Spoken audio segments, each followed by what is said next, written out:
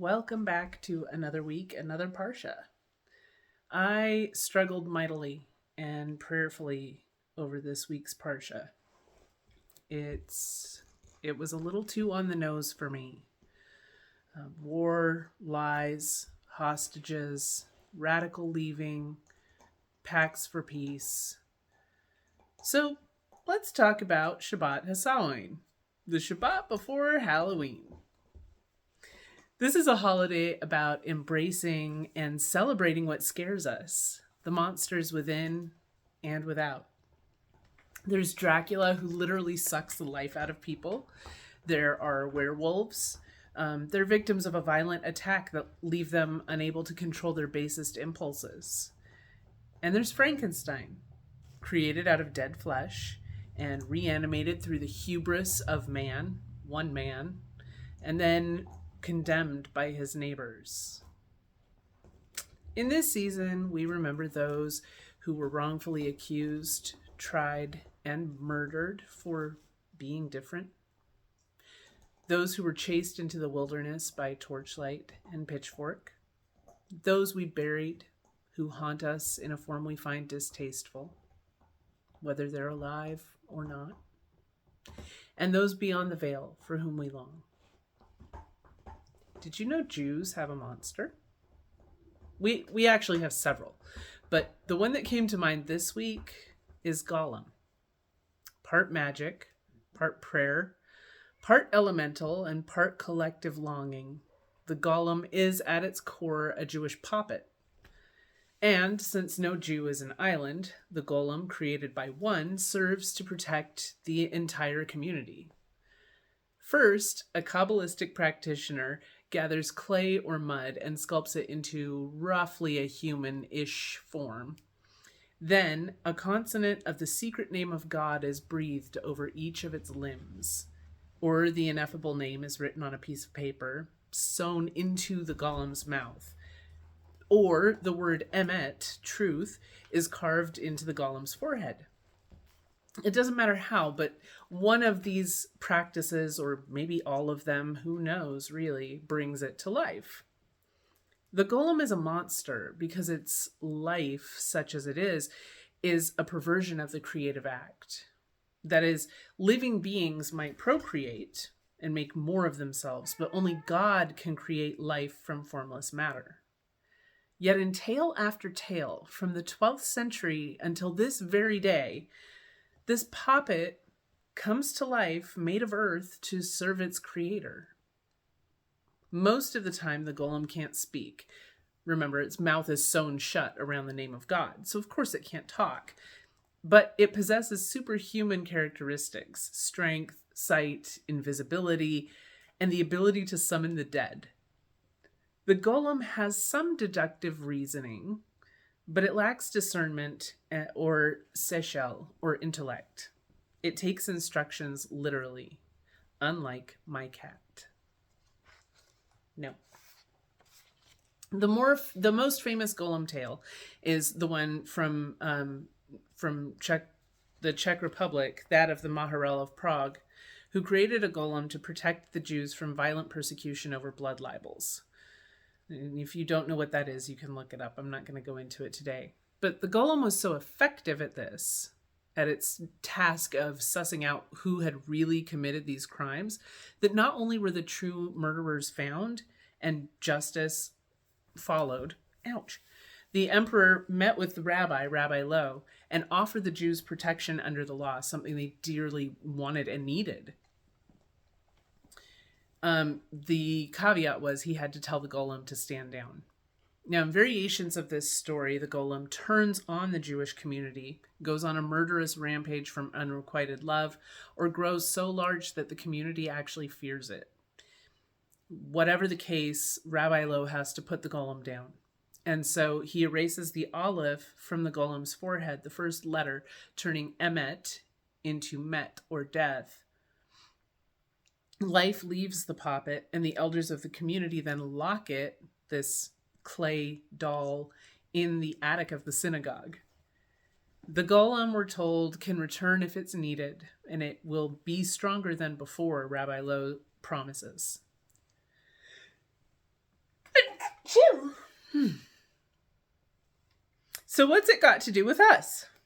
Well, I would argue, with a lap full of cat spittle, that we are creating golems every day. And Isaac Bashevis Singer would concur.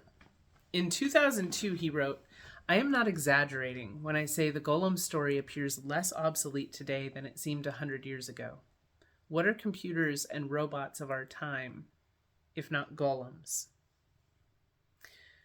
Interestingly, the Talmud says that God commanded the angel Gabriel to write the letter Tav, the last letter of Emet, in ink on the foreheads of the righteous and in blood on the foreheads of the wicked. The destroying angels would then have power over those with the bloody Tavs. Theater director Ava Bergerova. Sorry about that. It's a Czech name, and I should have practiced. Ava Bergerova described the golem's enduring and recurring legend like this. Well, come up if you want to come up. That's not what she said. Ava Bergerova said about the golem, "The golem starts wandering the streets during times of crisis when people are worried. He's a projection of society's neuroses, a symbol of our fears and concerns. He is the ultimate crisis monster." For the past 3.5 years, we've all been navigating crises and neuroses. In 2020, we fashioned golems to protect ourselves and our loved ones. All kinds of things we did. Shopping online instead of in person, wearing masks, social distancing, isolation. Some of those things have been laid to rest.